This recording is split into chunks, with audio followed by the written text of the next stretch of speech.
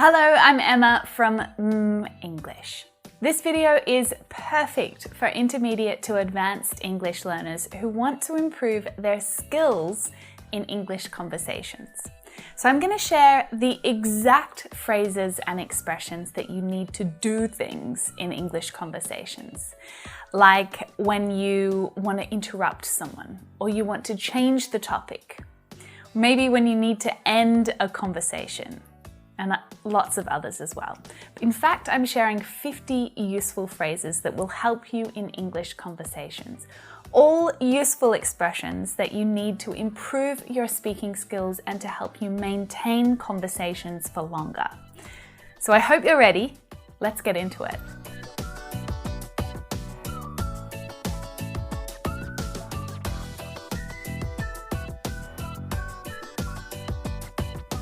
Now, a lot can happen during a conversation.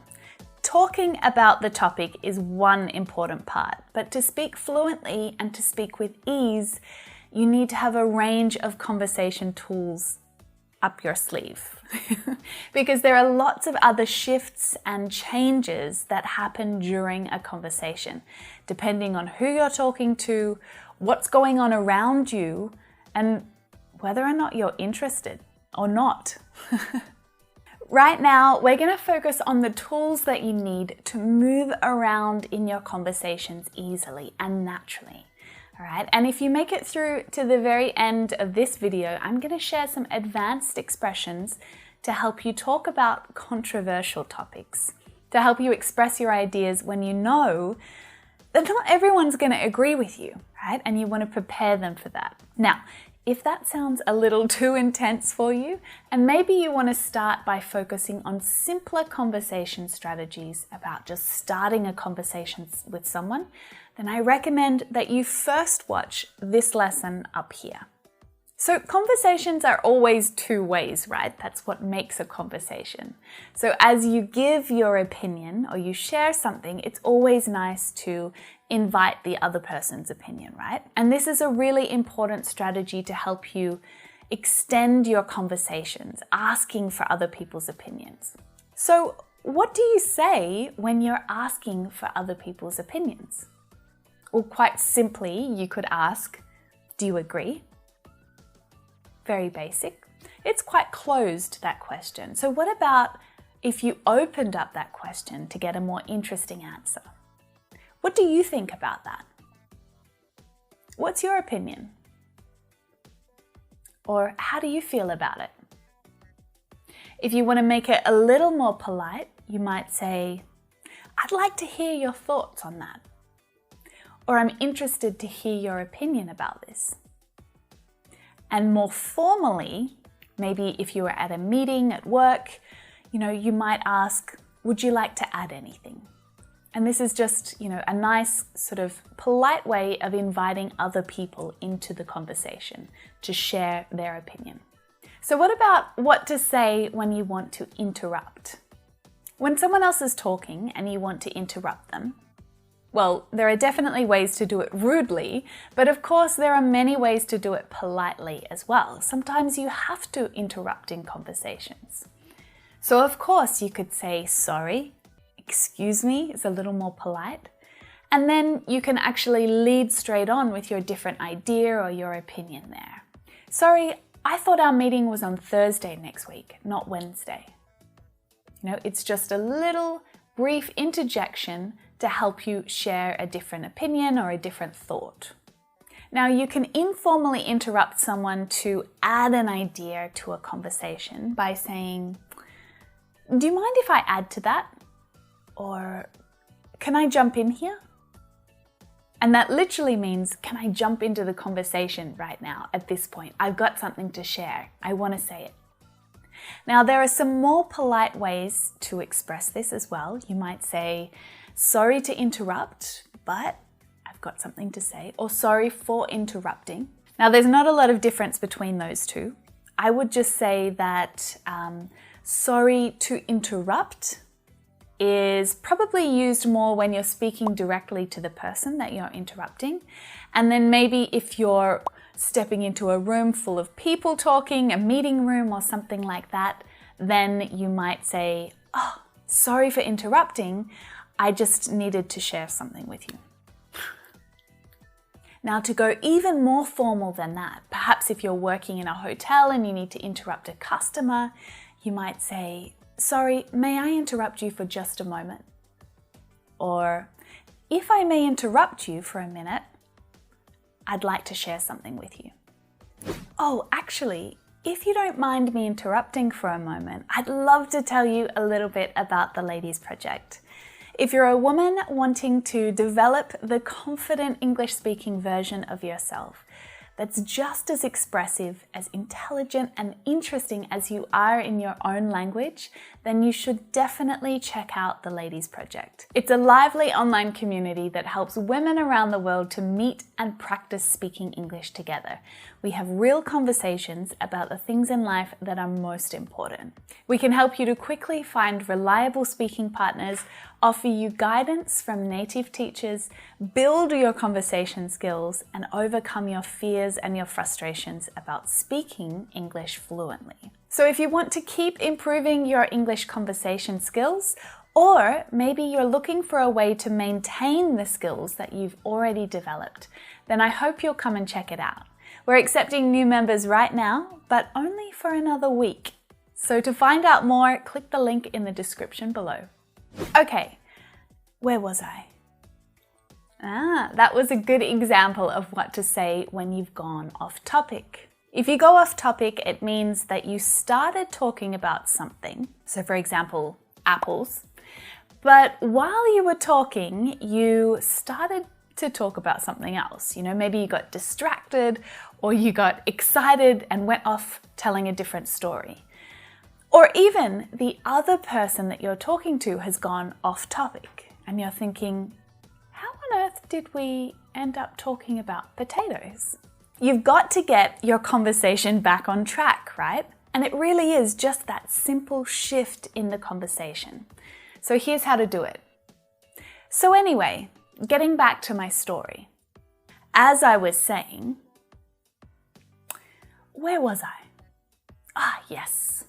You can also combine some of these expressions together. So anyway, where were we? Yes, you were talking about apples. What to say when you think you understood, but you need to double check. These are really important expressions to learn to help you as you're listening so that you can feel more confident about your answers. You know, when you're answering someone else's question, this is just a little check to make sure you're answering it accurately. So if you didn't quite hear perfectly, you could say, "So what you're asking is," and then repeat back what you heard. "So what you want to know is," and then repeat. "Do you mean," and then paraphrase what you heard. Or you could say, "In other words, what you're saying is," and this is a really natural part of conversation. Native speakers are not going to care if you ask them to confirm what they said, because it just makes it much easier to continue the conversation, right? If you're working in customer service, maybe at a hotel or at a restaurant or something like that, then using the verb confirm is a little more formal. You might say, "I'd like to confirm what you said." Or, "Excuse me, can I just confirm that or what you said?" Naturally, we agree and we disagree with people all of the time, right? And there are so many different ways to do this in English. Agreeing is pretty simple, right? You can just say, "Yes, absolutely," to say that you agree. "I completely agree with you." And we have this really fantastic expression, which is, "I couldn't agree more." I couldn't possibly agree more. I really strongly agree with you. But what to say to somewhat disagree? Now, all of these examples are ways to say that you accept some of the ideas that the other person has shared, but you don't completely agree with them. Okay, so you might say, I see what you mean, but, and then express, a different opinion. I understand your point of view, but I can see where you're coming from, but I agree with you up to a point. However, I've got a different opinion. So then, what to say when you disagree completely? I don't feel the same way. Actually, I don't quite agree, or I disagree. I'm afraid I don't agree with you on that, or about that. Now, this is quite an interesting English expression. I'm afraid. We use it when we're trying to make a statement more polite, not just to say that we're worried or we're scared. I'm afraid I can't help you. I'm afraid we've run out of sausages. So it's just a way of making those statements a little more polite. And you can do the same thing when you're disagreeing. I'm afraid I don't agree with you. So to be quite formal when you disagree, then try to add a word like respectfully. Respectfully, I have to disagree. And then if you feel like your conversation isn't going anywhere, maybe there's a bit of tension, people are getting frustrated and annoyed and you want to change the topic, well, we'll have to agree to disagree then. It's a way to end the discussion, especially when it's getting a little heated, and change the topic a little. Now, of course, in English, you can be quite rude with your body language when you're disagreeing with someone. So in formal situations, or when you want to be really polite, try to be aware of what your body is doing. So avoid shaking your head or rolling your eyes or sighing. Unless you really want that other person to see that you're frustrated or you're annoyed with them. Speaking of changing the topic, what do you say when you want to do that in English? What to say to change the topic? Now, this is useful. You might want to change the topic for a few different reasons. It could be as simple as you've run out of things to say about the topic. So instead of ending the conversation, you can simply change the topic and change direction. That reminds me. Or it's speaking of that. This is a really useful expression or way of, kind of linking two ideas in a conversation. Speaking about your holiday to Greece, did I tell you that I've got a trip planned later in the year?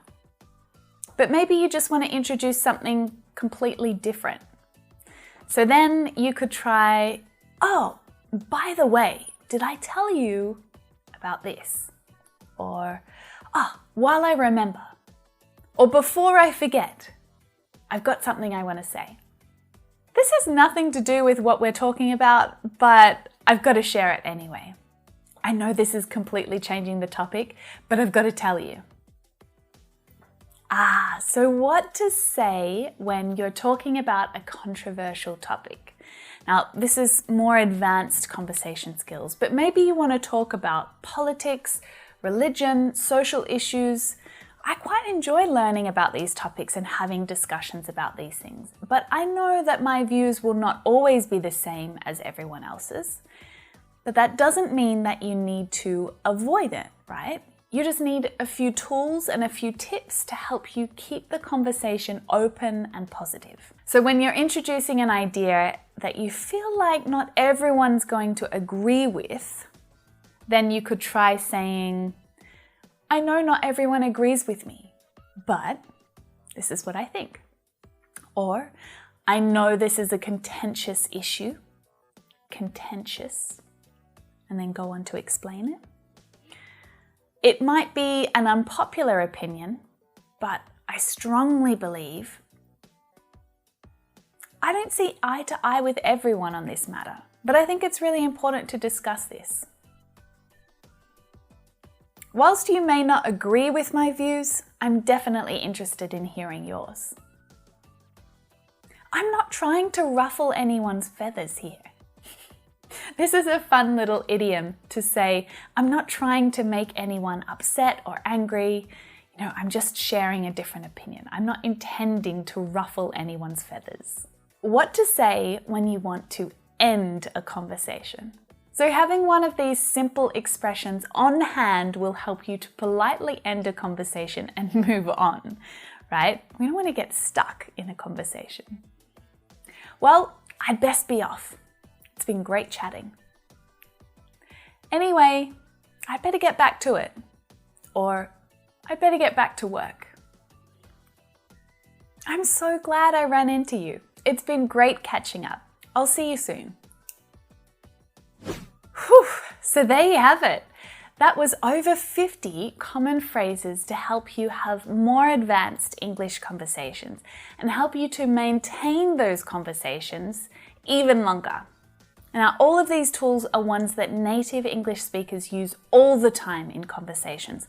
So listen out for them in movies and podcasts, try to hear them in context. Now, definitely don't try and learn all of them at once, okay? Not all 50 phrases at once, but definitely choose a couple of them from each category and really start to get familiar with them and how to use them.